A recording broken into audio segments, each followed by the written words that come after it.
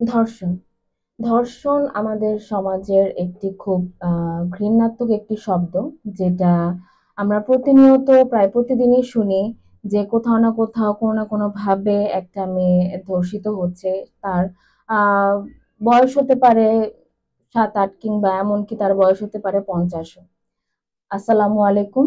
আমি নসীন তাবাসসুম ঢাকা জজকোর্ট থেকে বলছি এবং আমার আজকের আ আলোচনার বিষয় হচ্ছে ধর্ষণ।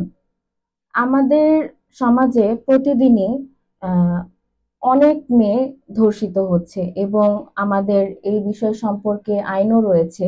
যেমন পেনাল কোডে ৩৭৫ এ ধর্ষণের সংজ্ঞা দেওয়া হয়েছে।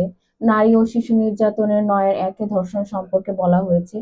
কিন্তু তারপরেও আমরা মেয়েরা যখন ধর্ষিত হচ্ছে বা তারা বিভিন্নভাবে প্রতারিত হচ্ছে বা প্রতারণার কারণে ধর্ষিত হচ্ছে, তারা ভয়ের কারণে সমাজ কি বলবে অথবা আমাদের পরিবার কি বলবে অথবা আমি কিভাবে মুখ দেখাবো, এই ভয়ে তারা মামলা করতে পারছে না।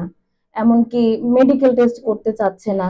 যার কারণে আহ, অনেক মেয়েরাই আত্মহত্যার পথ বেছে নিয়েছে এবং অনেক মেয়েদের জীবন তারা কোনোভাবে শেষ করে দিতে চাচ্ছে কিংবা একদম আড়ালে চলে যাচ্ছে। তো ধর্ষণ আসলে কি? ধর্ষণ হচ্ছে আমাদের যদি আমরা নারী ও শিশু নির্যাতন দমন আইন থেকে বলি, সেটা হচ্ছে ৯ এর ১ এ যেটা বলা হয়েছে।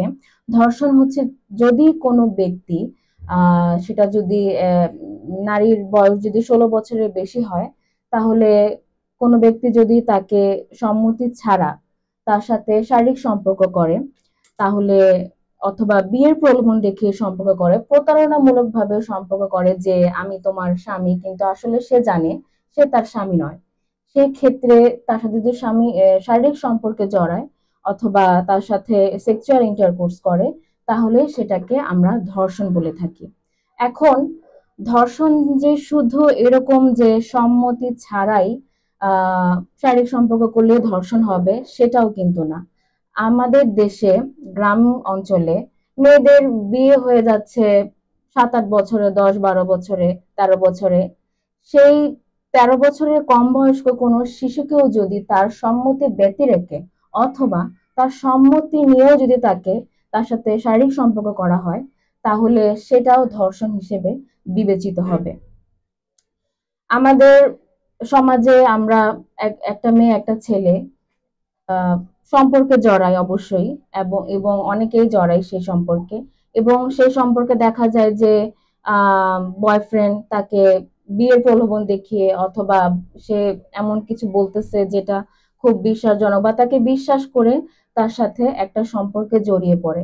আমাদের সমাজে এই যে বিয়ের প্রলোভন দেখানো অথবা প্রতারণামূলক ভাবে যে কথাগুলা বলা হয় শারীরিক সম্পর্ক করার জন্য, এটাও ধর্ষণ হিসেবে বিবেচিত। সুতরাং ধর্ষণের মামলা করার ক্ষেত্রে আমরা মেয়েরা পিছিয়ে থাকি কেন?